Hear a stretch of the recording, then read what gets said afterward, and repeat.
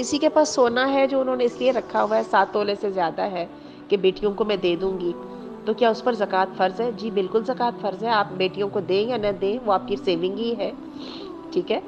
और आप बेटियों को दें भी तो जब भी ये सेविंग ही है, तो जब तक ये आपके पास सेविंग के ऊपर 1 साल गुज़र जाता है और वो निसाब को पहुँच जाता है, तो उस पर सदका कीजिए।